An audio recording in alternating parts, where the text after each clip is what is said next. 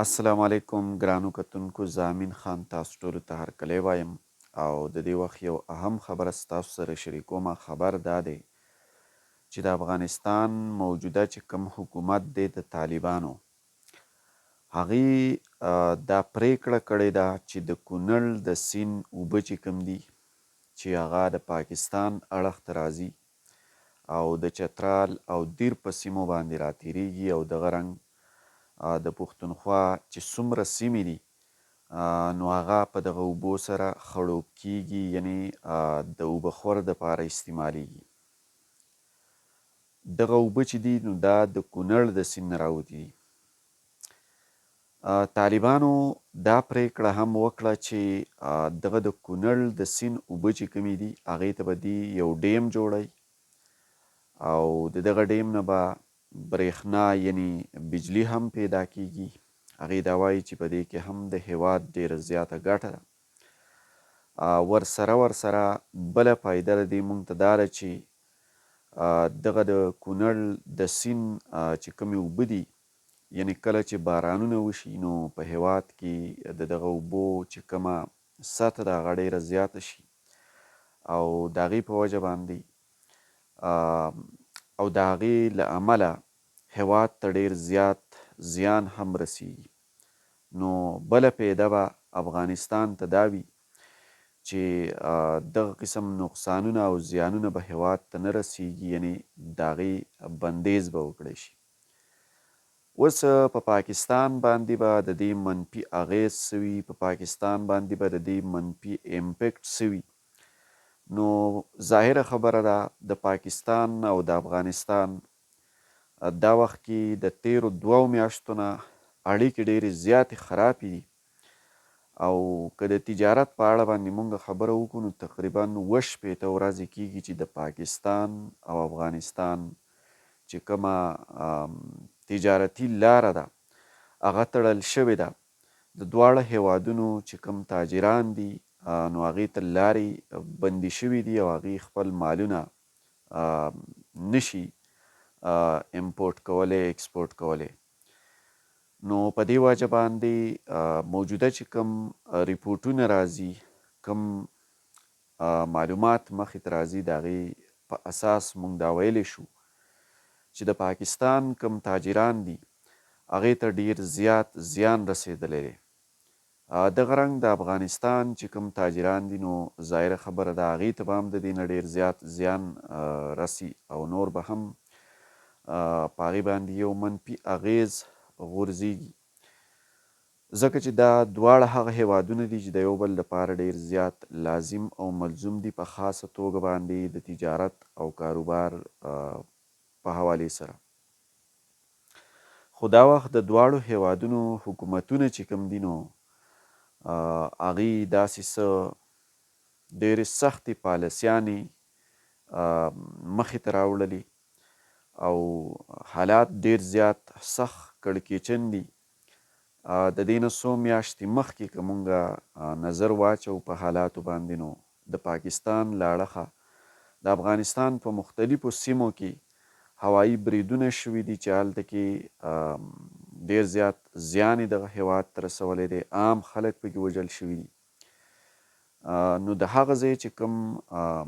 خلک دي د افغانستان سره تعلق لرونکي په خاص ډول باندې چې کوم پښتانه ورونه دي زموږ، هغې هم دا وخت د پاکستان نه ډېرې زیاتې ګیلې لري.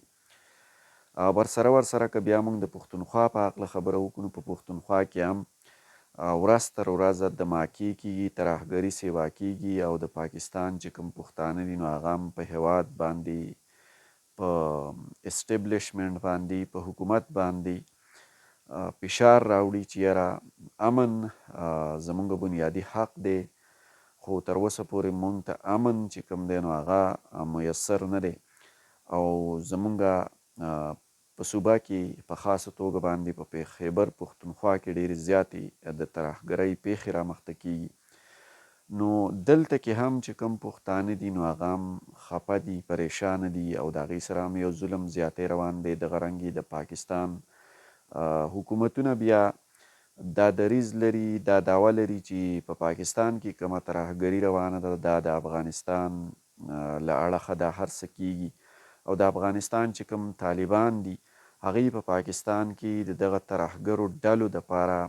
یو تعاون او کومک هغوی ته ورکوي، ځکه دا ترهګري نه ختمیږي. په دې وجه باندې افغانستان چې کوم طالبان دي هغه دا وایي چې دا ستاسو د ملک دننه یو ستونزه ده او د دې ذمهوار مونږ نه یو. تاسو له پکار دا ده چې په خپل ملک کې دننه په خپل هیواد کې امن قایم کوي. دا ستاسو خپل بنیادي فرض جوړیږي او دغه مسله چې کومه ده نو دا په افغانستان باندې دغه تور تاسو مه لګوئ. په دې وجه باندې د دواړو هیوادونو ترمنځ تعلقات او اړیکې دومره حده پورې په هغې کې ترینګلتیا راغله، دومره حده پورې په هغې کې یو قسم جنجال راغی چې نن دواړه هیوادونو یو بل ته د کاروباري او تجارتي لارو چې کوم دی په هغې باندې بندیز ولګاو او په دې کې د تاجرانو لکونه او کروڑونه روپۍ تاوان او زیان وشو. بل طرف ته طالبان لا اوس هم نه دي قلار او هغې بل دغه خبر مخې ته راغی چې د کونړ په سیند باندې به هغې د بجلۍ ډیم جوړوي او چې د بجلۍ ډیم جوړ شي نو هغې ته خو ترې فایده ده، خو د پاکستان چې کومې په خاصه توګه باندې د خیبر پښتونخوا کومې سیمې دي نو هغې ته به ترې نقصان رسیږي. خامخا به په دې د پاکستان چې کومه د پښتونخوا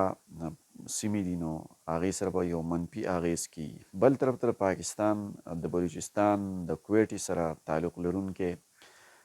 جان اچکزی چې کوم دی نو هغه په دې باندې